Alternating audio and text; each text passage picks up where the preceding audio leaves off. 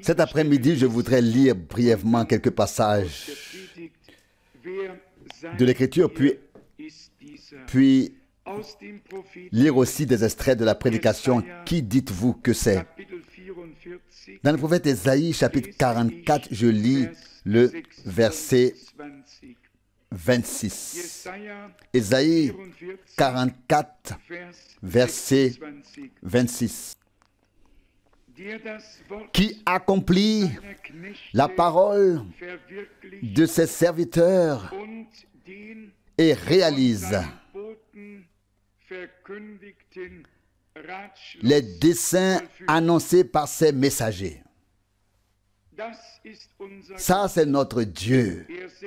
Il envoie ses serviteurs, il envoie ses messagers, ils annoncent son dessein et il l'accomplit. Au chapitre 45, versets 2 et 3. Chapitre 45, versets 2 et 3. Je marcherai moi-même devant toi et j'aplanirai les chemins difficiles. Je briserai les portes d'airain et j'abattrai les verrous de fer. Je te livrerai les trésors cachés dans l'obscurité et les richesses bien cachées. Voici maintenant la raison. Afin que tu saches que c'est moi, le Seigneur, qui t'ai appelé par ton nom, le Dieu d'Israël. Si le Seigneur, notre Dieu, nous révèle et nous confie les choses les plus précieuses qui étaient restées cachées, alors nous devons comprendre pourquoi cela se produit. La réponse nous est donnée ici. Nous devons reconnaître par cela que c'est le Seigneur qui nous a appelés par notre nom. Toi aussi, chers frères et chères sœurs, nous sommes parfois non seulement humbles, mais aussi un peu trop modestes. Et nous ne reconnaissons pas avec reconnaissance que le Seigneur a aussi regardé à notre bassesse et nous a acceptés. Parfois, les croyants me disent, je suis tellement mauvais et je crois que la dame qui m'a dit il y a quelques jours, tout mon cœur, elle est ici, je préfère ne pas utiliser cette expression, oui, notre cœur a été tout et n'importe quoi, ou tout et n'importe quoi a été dans notre cœur, mais Dieu nous a donné un cœur nouveau, un esprit nouveau, par grâce.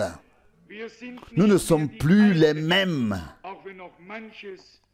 même si certaines choses doivent encore être renouvelées. Ésaïe 45, la deuxième partie maintenant du verset 11, Ésaïe 45. Ésaïe 45, la deuxième partie du verset 11. Consultez-moi sur les choses à venir, mes fils, et laissez-moi disposer de l'œuvre de mes mains. Nous voulons aussi prendre cela à cœur. Nous ne sommes pas là pour faire son œuvre. Nous sommes là pour être utilisés par lui afin qu'il puisse faire son œuvre. Il y a ici une grande différence entre quelqu'un qui pense que Dieu a absolument besoin de lui et quelqu'un qui peut dire, Seigneur, prends qui tu veux, mais laisse-moi tranquille. Consultez-moi sur les choses à venir. Qui? Tous? Non. Il dit, vous mes fils. C'est de cela qu'il s'agit. Il s'agit de la filiation, de la manifestation des fils de Dieu. Consultez-moi sur les choses à venir. Oui, qui peut consulter? Vous, mes fils. Alléluia. Alléluia. Nous pouvons lui demander et il nous donne la réponse.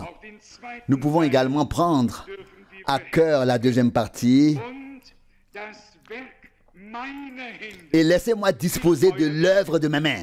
Pas votre œuvre, mais l'œuvre de mes mains. Laissez-moi en disposer. Comme il est beau de savoir que son œuvre est entre ses mains. C'est lui qui en dispose. Tout lui appartient. Et ce qu'il a décidé, il le réalise. Ésaïe 46, verset 10. Ésaïe 46, verset 10. J'ai annoncé dès le commencement ce qui allait arriver. Et depuis les temps anciens, ce qui n'était pas encore fait. J'ordonne, mon dessein s'accomplira. Et tout ce que je désire, je le réalise. Derrière cela, on pourrait dire, ainsi parle le Seigneur. Amen. Amen. On peut dire avec assurance, c'est ainsi que le Seigneur a parlé. Et il s'y tient. Il le fera. Il a annoncé dès le commencement la fin. Et depuis les temps anciens, il a annoncé ce qui n'était pas encore fait. Mais il dit, je donne cet ordre. C'est une parole puissante que Dieu prononce. Dans Hébreux 1, il est écrit, il soutient l'univers par la puissance de sa parole. Hébreux 1, verset 3. Sa parole est la parole de la toute-puissance divine. Beaucoup parlent du diable puissant. Cela leur plaît beaucoup. Je n'ai ni envie ni joie à le faire. Je me sens mieux dans mon cœur lorsque je peux parler du Dieu Tout-Puissant. Je me sens encore mieux lorsque je peux parler du diable vaincu. Le Seigneur a-t-il écrasé la tête du serpent, ancien, oui ou non, en tant que semence de la femme? A-t-il triomphé à Golgotha, oui ou non? Les promesses de Dieu sont-elles oui et non? Sont-elles oui et non? Ou sont-elles oui et amen? Que sont-elles? Oui et amen. À notre époque, c'est une époque d'incertitude. On a inventé un mot étrange, du moins dans notre pays. Oui et non. Oui et non. L'avez-vous déjà entendu dans le langage populaire, oui et non? Cela ne me convient pas du tout. La parole de Dieu n'est pas oui et non, ni tantôt oui, tantôt non. La parole de Dieu n'est pas oui et non. Quelque chose entre les deux. Nous serions alors entre deux chaises, non? La parole de Dieu est éternellement oui et amen. Et nous nous souvenons de l'accomplissement des promesses dans la vie de Jésus, notre Seigneur. Nous l'avons souligné ici, de sa naissance à sa montée au ciel, tout était l'accomplissement des prophéties bibliques. Tout. Sa naissance, sa vie, son ministère, son œuvre, ses souffrances, sa mort, son enterrement, sa résurrection, sa montée au ciel, tout a été dit à l'avance et s'est accompli en conséquence. Mais maintenant, les choses qui nous concernent ont également été dites à l'avance et s'accomplissent à travers nous. Nous sommes donc également devenus une partie intégrante de la parole de Dieu. Nous n'entendons pas seulement la parole, nous faisons partie intégrante de la parole. Ne soyez pas surpris que le psaume 82, puis dans Jean 10, disent « Le Seigneur a appelé Dieu ceux à qui la parole a été adressée. » Pourquoi? Psaume 42, verset 6. Parce que la substance divine est entrée en eux. Comment sommes-nous devenus fils et filles de Dieu? Parce que nous avons changé de foi, d'une communauté religieuse à une autre, d'une assemblée à une autre. Cela ne sert à rien. C'est parce que la substance divine est réellement entrée dans notre vie, à savoir la parole, en tant que semence divine. Et l'Esprit est venu sur cette parole et l'a rendue vivante. Et ainsi nous sommes également nés de nouveau. Verset 10. Donc, verset 10. J'ai annoncé dès le commencement. J'ai fait connaître à l'avance la fin. Dieu a une vue d'ensemble complète. Il a conçu un plan avant même la fondation du monde. Il a annoncé ce plan à ses serviteurs et à ses prophètes, ici et là. Et aujourd'hui, à la fin des temps, nous pouvons avoir une vue d'ensemble du plan de Dieu comme il n'en a jamais existé auparavant sur terre. Croyez-vous cela? Le croyez-vous vraiment? Il n'y a jamais eu de temps sur terre où la parole de Dieu, le plan de Dieu, je veux dire la vue d'ensemble du dessein du salut de Dieu a été ainsi révélé. Voyez, même le plus grand apôtre Paul, avant que Jean reçoive la révélation sur l'île de Patmos, lui aussi, il n'avait pas encore vu certaines choses qui faisaient partie du plan de Dieu, parce que le temps n'était pas encore venu pour cela. Mais maintenant, à la fin des temps, Dieu a envoyé un prophète et a révélé au sens propre du terme tout le plan de salut de Dieu, depuis Moïse jusqu'à l'Apocalypse. C'est quelque chose de précieux et de bénéfique pour nous tous. Permettez-moi de lire quelques passages de cette prédication. Vous connaissez le style de prédication de frère Branham. Il passe parfois d'un sujet à l'autre, mais les pensées qu'il exprime sont toujours précieuses. Je lis à partir de la page 4 au milieu où il est écrit « Je sens que j'ai un message de Dieu. Je ne veux être rien d'autre, mais je dois être sincère. Si je n'exprime pas mes convictions, vous ne pouvez pas avoir confiance en moi. Je serais un traître, un hypocrite. Je veux être tout sauf cela.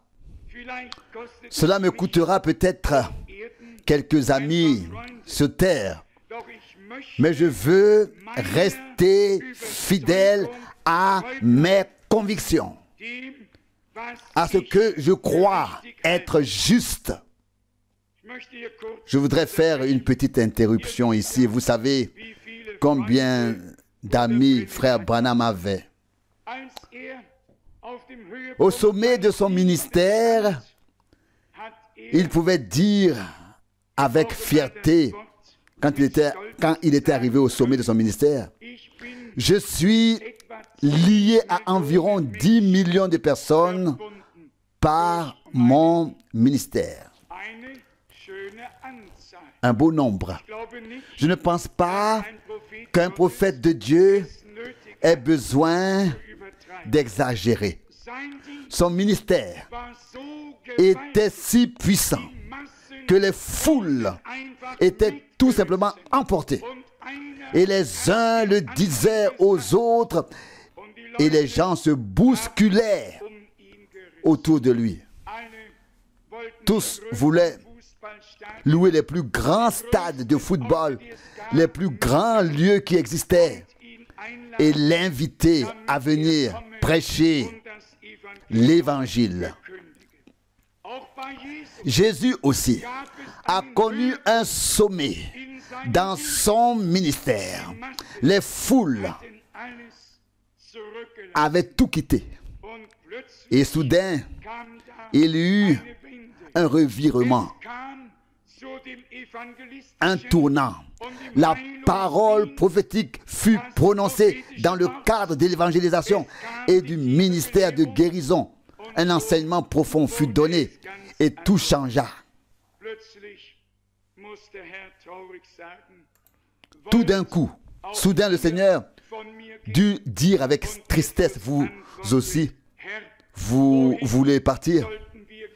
Et Pierre répondit, Seigneur, à qui irons-nous?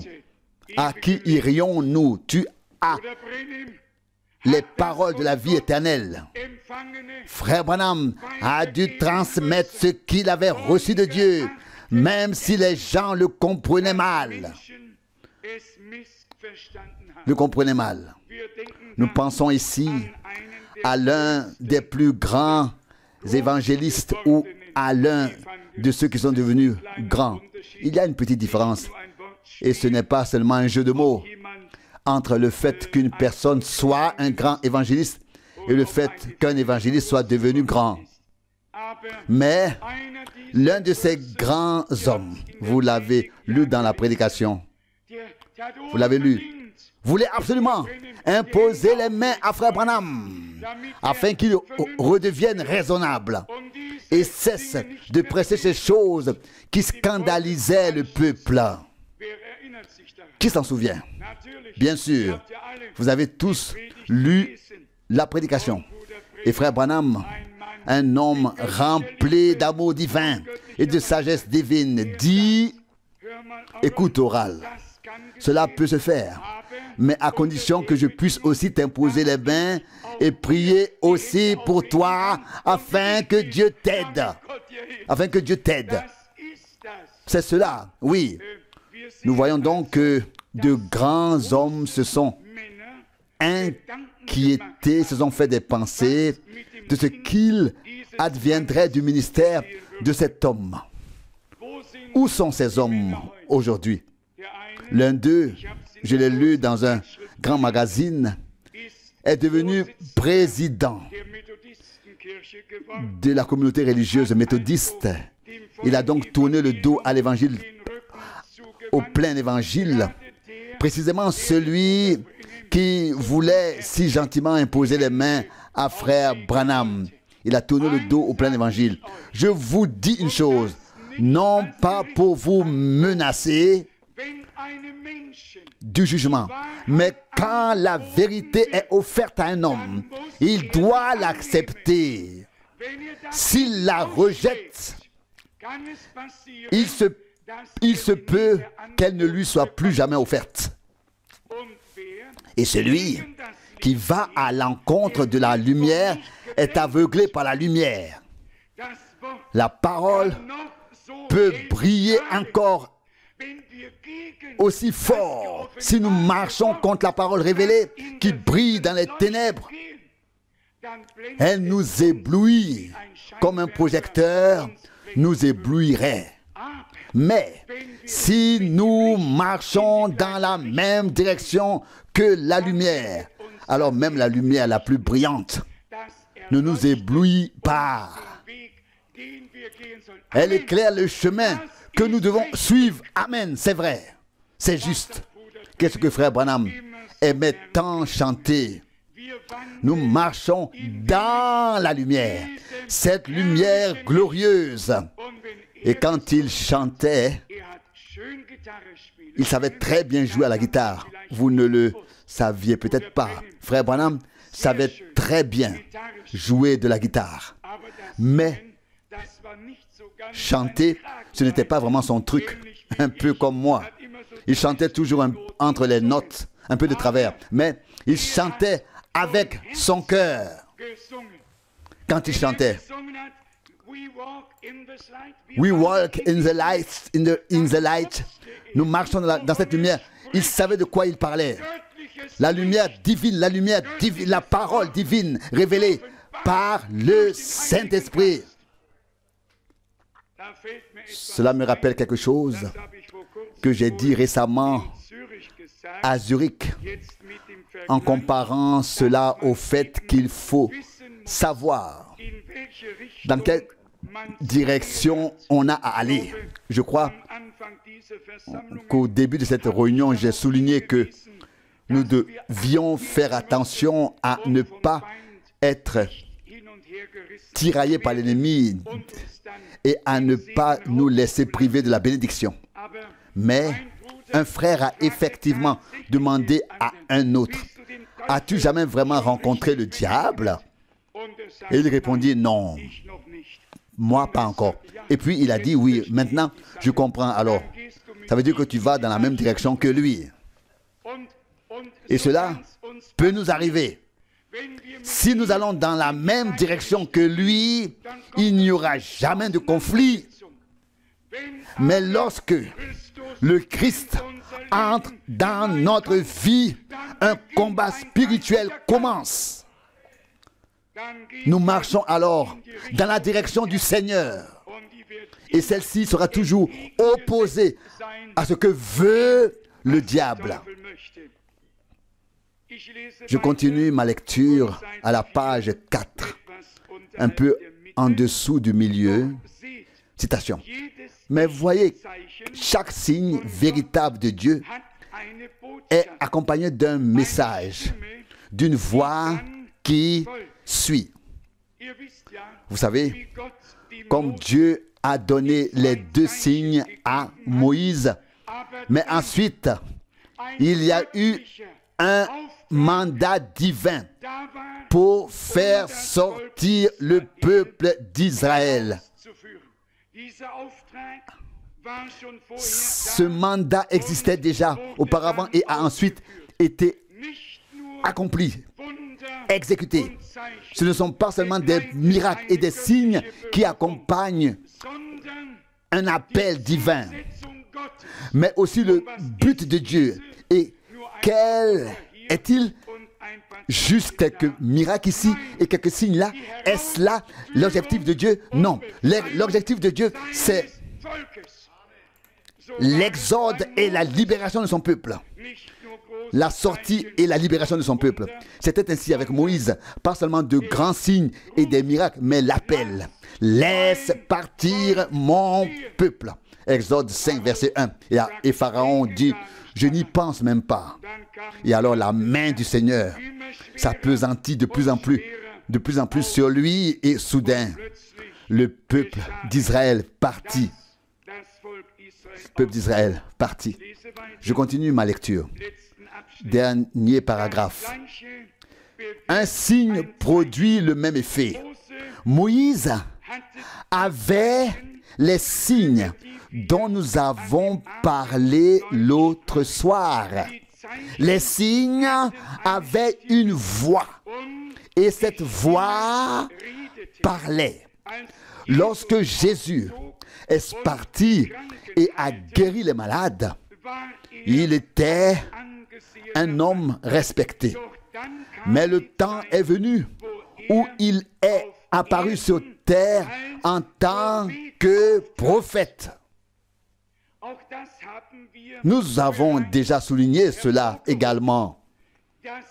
Le malentendu à propos de notre Seigneur résidait en fait dans son ministère prophétique, car il savait tout.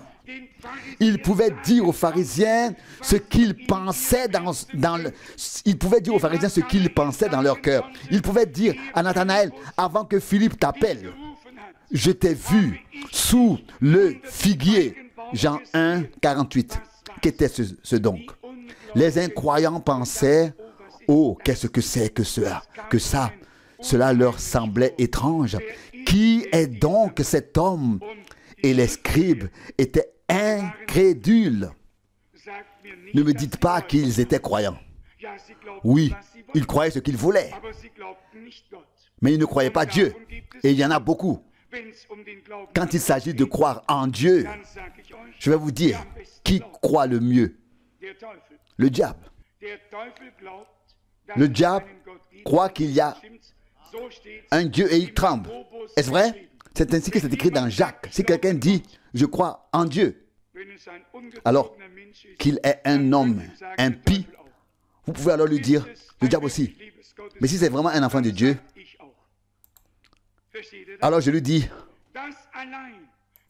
moi aussi. Vous comprenez? Cela ne suffit pas à légitimer quelqu'un. Il ne suffit pas de croire en Dieu. Il faut croire Dieu. Il faut croire ce que Dieu a dit et accepter sa parole comme vraie. Et c'est seulement alors que cela commence. Troisième ligne à la page 5. Mais lorsque vient le moment où ils doivent changer leur opinion sur certaines choses, c'est là que les difficultés commencent dans les hommes. Certains ont entendu le message, oh, avec joie. Soudain, un prédicateur très respecté a reçu un appel téléphonique. Quelqu'un lui a dit, frère Branham a prêché sur la semence du serpent. Et une grande consternation s'est emparée de lui. Pourquoi? Parce que les hommes ne pouvaient pas s'humilier sous la main puissante de Dieu. Et ils cherchent dans leur Bible des versets bibliques car ils n'ont pas de révélation. Ils ne comprennent pas les mystères de Dieu. Dieu a tout.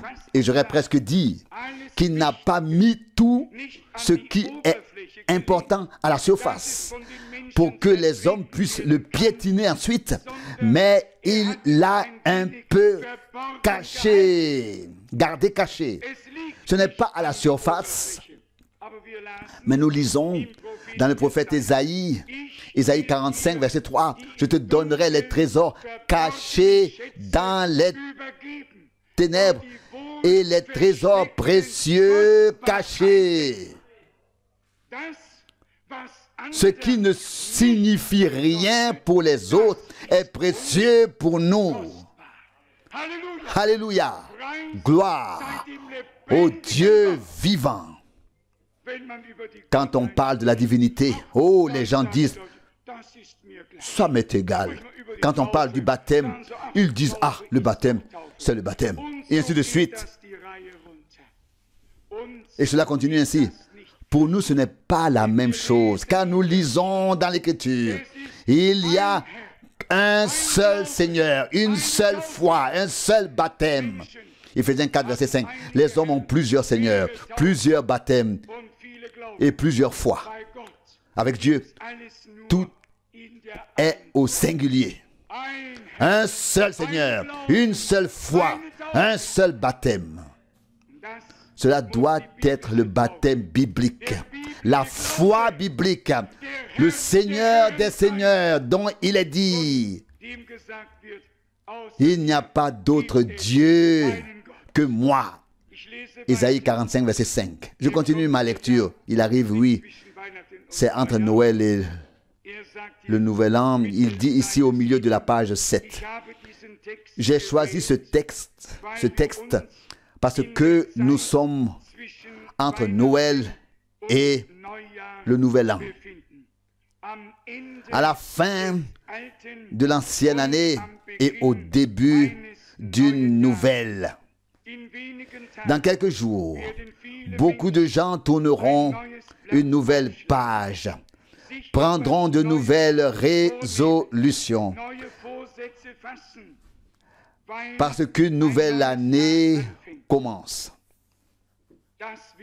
Il en sera de même pour nous. Attendez encore quelques heures et plus l'aube du nouveau se rapproche, plus nos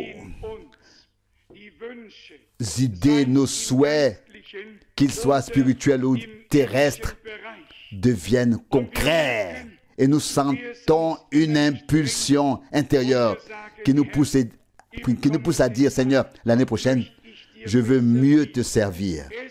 Il n'y a pas un seul enfant de Dieu qui ne porte pas en lui ce désir de se rapprocher du Seigneur, de mieux le servir, d'être à sa disposition, Que le Seigneur accorde au vouloir aussi le faire. À la page 8, dans le dernier paragraphe, il est écrit, le monde est en train de s'effondrer. J'ai donné quelque part un message de Noël intitulé « Le monde s'effondre ». Maintenant, le monde est à nouveau sur le point de s'effondrer. Regardez les tremblements de terre en Californie. Je prédis que Dieu fera sombrer cet endroit avant la venue du Seigneur Jésus. Je crois que Dieu fera sombrer Hollywood, Los Angeles et tous ces autres endroits dépravés. Ils sombreront au fond de la mer. J'ai voulu lire cela intentionnellement car on me demande sans cesse, cela arrivera-t-il avant l'enlèvement ou après l'enlèvement? Et ici, frère Branham dit très clairement, je relis, que Dieu fera sombrer cet endroit avant la venue du Seigneur Jésus. Avant la venue du Seigneur Jésus. Il en sera donc ainsi. À la page 9, je lis un peu au-dessus du milieu. Il y a quelque chose qui doit être proclamé. Nous, le monde se trouve dans une heure critique. Mais l'Église, la véritable Église, pas la dénomination, mais l'Église elle-même, est prête pour le plus grand triomphe qu'elle ait jamais connu, la venue de l'époux vers l'épouse. Il y a donc une marche triomphale. Il y a un triomphe que l'épouse va connaître. Le Seigneur Jésus se manifestera aux siens. À la page 10, je lis un peu plus haut, au milieu,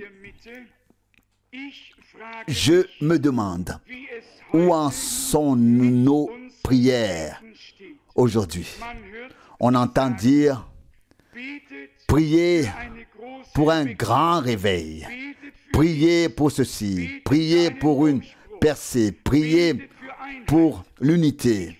Je me demande si nous accepterions cela, si Dieu nous envoyait un tel programme. Je me demande si nous accepterions ce qu'il nous envoie. Voyez-vous, la raison pour laquelle nous prions pour ces choses, c'est parce que nous savons que nous en avons besoin. Mais quand Dieu les envoie, comme il le veut, cela ne nous plaît pas et nous ne les acceptons pas. Frère Branham parle ici de manière générale. Et croyez-moi, il y a des gens qui prient sans arrêt. Ils font des chaînes de prière. Ils luttent, ils gênent, ils implorent. Je connais des gens qui vont dans les montagnes. Je les ai rencontrés surtout en Corée du Sud. Ils vont dans les montagnes. Ils y passent la nuit. Et ils doivent être au moins assez nombreux pour que chacun puisse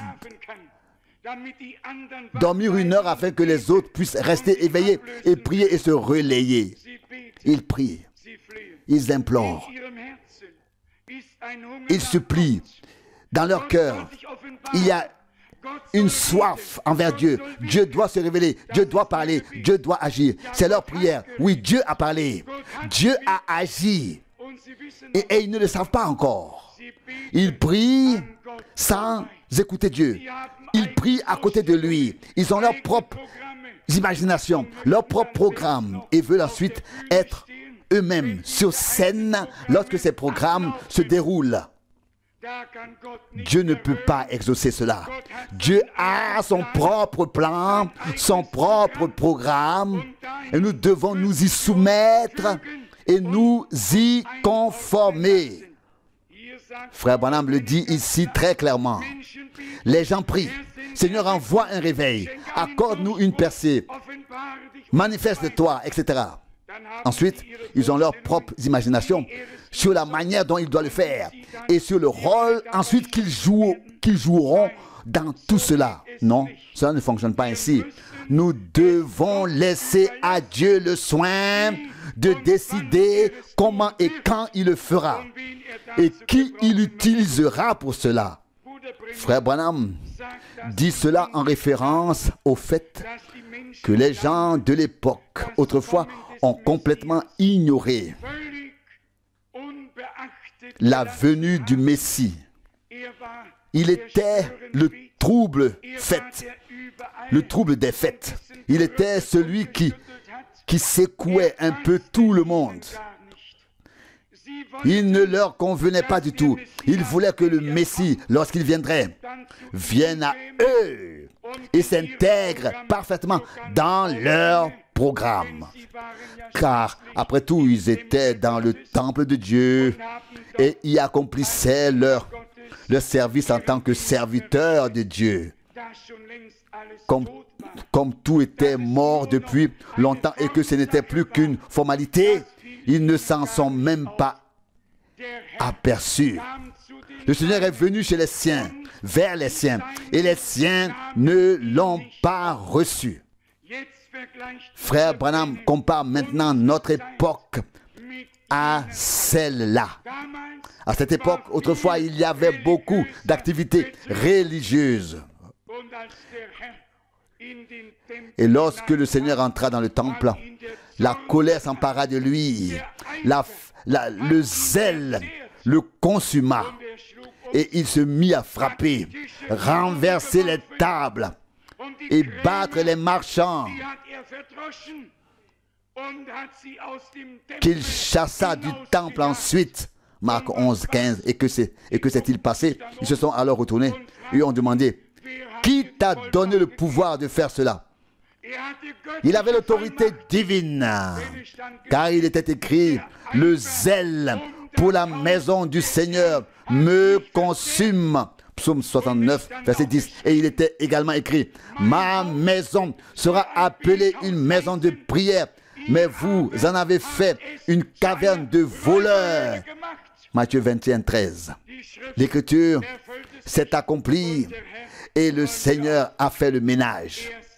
Ce n'est qu'alors qu'il peut recommencer à zéro. Avons-nous réussi à mélanger l'ancien et le nouveau? Non. Débarrassez-vous du levain, de la pâte acidifiée, de l'ancienne levure afin que vous deveniez une pâte toute nouvelle. Beaucoup ont accueilli avec joie certaines nouveautés, puis les ont jetées dans le vieux pétrin. Et le pétrissage a recommencé. Et avant qu'on s'en rende compte, tout était gonflé. Vous savez bien que le levain, la pâte acidifiée, a une bonne fonction. Le levain, il peut faire beaucoup à partir de peu. Il gonfle bien toute la pâte. Il y en a beaucoup qui sont gonflés, enflés. Ils vont et viennent dans le pays. Et c'est le meilleur signe qu'ils n'ont pas encore jeté le vieux levain, la vieille pâte acidifiée. Frère Branham n'a pas été envoyé pour ajouter quelque chose de nouveau à l'ancien, mais pour déclarer nul et non avenu l'ancien, le nom biblique, le nom divin, et pour le nettoyer, afin que quelque chose de nouveau puisse être remplacé dans l'église du Dieu vivant. Mais ne pensons pas maintenant seulement aux autres. De temps en temps, on rencontre aussi des gens qui nous sont proches. Et frère Rousse, et chez vous, et chez eux aussi, on constate, souhaitement, on constate soudainement que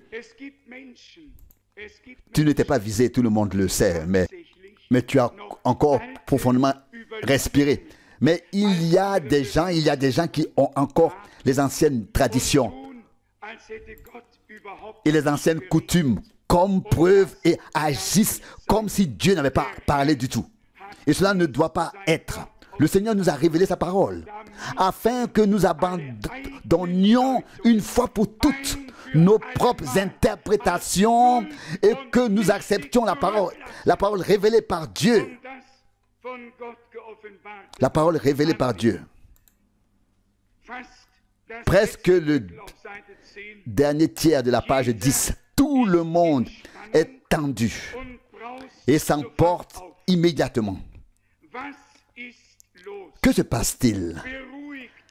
Calmez-vous. Où allez-vous? C'est la raison pour laquelle les asiles sont pleins. C'est aussi pourquoi l'Église est dans un tel état d'agitation. Vous considérez certaines choses beaucoup trop avec votre tête. Vous ne vous arrêtez pas pour considérer la parole de Dieu et l'heure à laquelle nous vivons. Tout le monde est sous pression. Tout le monde est tendu. C'est ce que nous vivons aujourd'hui. Tant d'années après que frère Branham ait dit cela ici, oui, dans une mesure encore plus grande. À quelle vitesse tout le monde s'emporte. Et pourtant, on ne le veut pas. On veut être gentil, sage, tout doit être en ordre, jusqu'au moindre détail. Et déjà, on explose, dit frère Rousse. Nous vivons une époque terrible. L'esprit du temps a envahi le monde entier. Mais l'Esprit de Dieu peut nous libérer de l'esprit du temps afin que nous ne perdions pas toujours notre équilibre, mais que nous puissions vraiment nous supporter les uns les autres dans l'amour de Dieu. Et si quelqu'un dit quelque chose qui ne correspond pas exactement à nos critères, supportons-le quand même et remettons tout cela à celui qui juge avec justice. Nous vivons une époque très mauvaise, une époque nerveuse, une époque trompeuse. Je me souviens encore de l'époque où, que ce soit mon père ou d'autres, on ne faisait jamais de contrat écrit. Une poignée de main valait une poignée de main. C'était un contrat. C'était valable. Aujourd'hui, les gens font des contrats. Ils les tamponnent. Ils y apposent un sceau.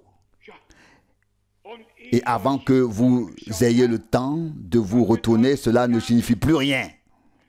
Les gens ont dû perdre depuis longtemps le respect d'eux-mêmes. Mais ils sont spirituellement aveugles et ne se rendent pas compte de ce qui se passe. Mais nous, en tant qu'enfants de Dieu, nous en souffrons terriblement. Vous ne devez pas enregistrer cela, mais même dans notre pays, il y a tellement d'injustice dans les tribunaux que c'est tout simplement incompréhensible. Et puis, il y a quelqu'un qui est assez stupide pour dire, écoutez, maintenant, Monsieur Franck, je vais vous expliquer comment j'ai obtenu gain de cause dans mon affaire. Oui, les personnes qui étaient en cause jouaient ensemble au tennis. Et l'issue du procès était déjà décidée d'avance. Car ceux qui se sont livrés à une bataille devant les yeux des partis avaient depuis longtemps décidé de ce qui serait décidé et prononcé. Oui, cela n'existe pas en Autriche, bien sûr, ni en Suisse. Mais chez nous, nous avons de tels cas, malheureusement. Mais nous sommes reconnaissants que personne ne le sache. Moi non plus. À la page 12, deuxième phrase. À la page 12, deuxième phrase. Si vous serez au ciel, ça veut dire que vous y étiez dès le commencement. Vous êtes une partie de Dieu. Vous étiez dans ses pensées. Il connaissait vos noms. Ne l'avons-nous pas lu auparavant? Il nous a appelés par notre nom. Nous étions en Dieu et nous sommes nés de lui, issus de lui, sortis de lui. Que dit Paul aux Éphésiens, au 5e chapitre? Il y parle de la relation entre l'homme et la femme. Puis il arrive au point culminant et dit, je fais allusion au Christ et à l'Église. Éphésiens 5, verset 32. Nous sommes la chair de sa chair et les os de ses os, nés de la même parole et du même Esprit de Dieu, qui l'a engendré. Amen, amen. C'est pourquoi il est écrit, il n'a pas honte de nous appeler ses frères. Hébreux 2, 11. Et il est écrit, j'ai révélé ton nom à mes frères. Jean 17, 6. Jésus a dit, va annoncer à mes frères. Matthieu 28, 10. Toute l'écriture devait s'accomplir. Lui, le premier-né, parmi de nombreux frères. Oui, s'il est le premier-né, qui sont alors les premiers-nés? S'il est le Fils de Dieu, qui sont les fils de Dieu? Amen. Merci, frère Müller. Oui, nous le sommes tous. Vous voyez, j'utilise la parole. Dieu voulait. Non, je ne peux pas le dire, mais vous voyez ce que je veux dire. Dieu voulait avoir beaucoup de fils et de filles. C'est difficile à exprimer avec des mots terrestres. avec des paroles terrestres. Mais vous savez exactement ce que cela signifie. Il est écrit à propos de Jésus. S'il donne sa vie comme expiation, il prolongera ses jours et aura une nombreuse descendance. Et la volonté du Seigneur s'accomplira par lui. Ésaïe 53, verset 10. Vous pouvez lire cela dans le prophète Ésaïe, au verset 10. Mes chers amis, nous sommes tout simplement reconnaissants à Dieu. J'ai souligné des pages et des pages. Que dire de plus? Nous devons remercier le Seigneur pour ce qu'il nous a donné, pour la lumière, pour la clarté, pour la révélation, pour tout ce que nous avons reçu par grâce. Que Dieu le Seigneur nous rende reconnaissants, qu'il nous bénisse, qu'il élève sa face sur nous et nous donne sa paix, qu'il se révèle à chacun de nous. Selon la parole de l'Écriture, encore un peu de temps et le monde ne me verra plus. Mais vous me verrez. Je vis et vous vivrez aussi. Jean 14, 19, Jésus a dit, je suis venu afin qu'ils aient la vie et qu'il l'ait en abondance. Jean 10, 10. Le Seigneur veut que notre coupe déborde. Il veut que notre coupe déborde. Si ceux qui n'ont pas reçu autant que nous ont eu une coupe débordante, qu'en sera-t-il de nous alors? À la fin de tout cet enseignement et de toute cette proclamation, ne devons-nous pas adresser au Seigneur la prière qui nous a été laissée dans les Écritures? Apprends-nous à prier, Seigneur. Luc 11, verset 1. Apprends-nous à prier, à adorer, à remercier, à rendre grâce et à glorifier ton nom de la manière qui convient. Il le fera. Loué soit son Saint-Nom. Amen. Amen. Nous nous levons pour adorer. Nous chantons le refrain. C'est pourquoi je t'adore, mon Dieu, je t'adore. C'est pourquoi je t'adore, mon Dieu, je t'adore. Du plus profond de mon cœur, autant que je le peux, je t'adore, Jésus. Mes bien-aimés, avant de passer à l'action de grâce, je voudrais conclure en vous demandant combien d'entre vous ont redécouvert la grandeur de la parole de Dieu dans différents contextes ces derniers jours. Dans différents contextes ces derniers jours. Amen, amen, amen. Combien d'entre vous ont redécouvert la valeur inestimable de la parole de Dieu? Combien d'entre vous sentent que le Seigneur nous aime profondément? Alléluia! Combien d'entre vous ont déjà senti que nous nous aimons plus profondément les uns les autres? Amen, amen. L'amour ne doit pas appartenir à la tribu des prêneurs. Vous savez, il y a beaucoup de tribus dans l'Ancien Testament. Mais la tribu des prêneurs n'est mentionnée nulle part. Pourtant, c'est la plus répandue. Tout le monde semble appartenir à la tribu des prêneurs. Tout le monde attend tout des autres. Dieu veut que chacun ait quelque chose à donner à chacun.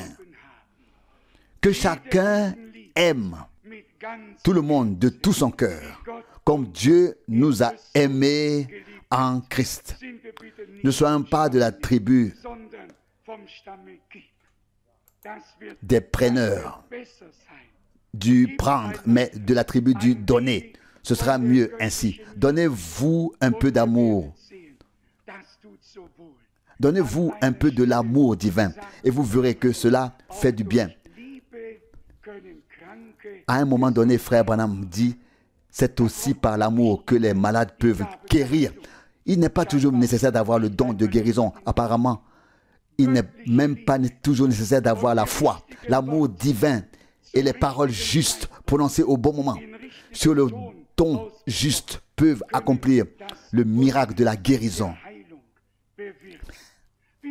Combien d'entre vous ont le désir d'être vraiment à la disposition du Seigneur afin qu'il puisse aller de l'avant avec nous? Je dois vous dire très honnêtement que ces réunions qui n'étaient en elles-mêmes qu'un fragment sont devenues si précieuses pour moi que je dois simplement dire qu'elles nous ont rapprochés de la perfection. Alléluia! Alléluia! Tout fragment, tout ce qui est en partie, qui vient de Dieu, nous rapproche de la perfection. Et cela s'est également produit ces derniers jours. Et j'espère seulement que personne n'a été absent ou exclu, que tous ont participé intérieurement et que chacun a pu emporter quelque chose, ou même beaucoup.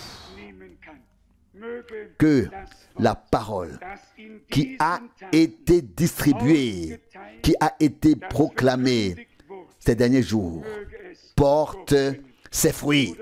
Frère Müller, qui est venu très brièvement dans mon bureau et m'a dit, frère Frank, tu seras récompensé un jour. Et, ou quelque chose comme ça, tu l'as dit. Vous connaissez mon attitude à ce sujet. Je renonce à toute récompense. Je sais combien cela est sincère et chaleureux. Je te souhaite la même chose à toi et à nous tous. Savez-vous ce que je souhaite comme récompense, vous tous? Je ne veux pas d'autre récompense, mais je veux vous revoir tous là-bas. Dieu ne peut me donner de plus grande récompense que la foule rachetée par le sang dans cette génération, de cette génération. Et elle sortira et sera sans tache et sans ride. Et alors, nous serons tous heureux et de nous revoir auprès de Dieu dans la gloire. Vous direz peut-être, frère Frank, c'était tellement pitoyable là-bas. Et parfois, il manquait la dynamique. Mais par la grâce de Dieu, nous sommes tous ici maintenant. La dynamique viendra. Il faut d'abord que le mécanisme soit remis en état pour que l'huile ne coule pas partout. Oui. Oui. Et quand le mécanisme sera réparé, l'huile entrera. Et alors l'histoire s'enflammera. Et alors le Seigneur fera ce que nous attendons. Que son saint nom soit loué. Frère Rousse prie. Dieu fidèle, comment pourrions-nous ne pas t'adorer et élever notre voix vers toi, qui nous a appelés, qui nous parle et qui nous veut du bien à tout égard, ô Seigneur. Nous avons tant attendu cela et nous sommes surpris par ta parole, Seigneur. Tu nous as beaucoup donné, Seigneur. Nous ne savons pas, Seigneur, comment tout cela nous est arrivé. Et tout cela, ô Seigneur, tu l'as donné par grâce, Seigneur. Nous te rendons grâce et nous comprenons, Seigneur. Et nous savons que tu continueras à nous accompagner quand ton heure sera venue. Seigneur, tu te révéleras encore dans ta puissance et tu agiras encore avec ton bras puissant, ô Seigneur, afin que beaucoup le voient, ô Seigneur, et que beaucoup reconnaissent le chemin de la vérité, ô Seigneur. Mon Dieu, tel est notre désir et notre prière. Nous te remercions du fond du cœur pour toutes les paroles précieuses que nous avons pu entendre à nouveau, Seigneur. Mon Dieu, toutes les promesses que tu as faites par ton serviteur et ton prophète, qui sont encore en suspens, doivent s'accomplir, ô Seigneur. Ô Seigneur, nous voyons que tout est sur le fil du rasoir, ô Seigneur, et que tout s'accomplit. Ô Seigneur, gloire, honneur, louange et adoration à ton glorieux nom de Jésus. Amen.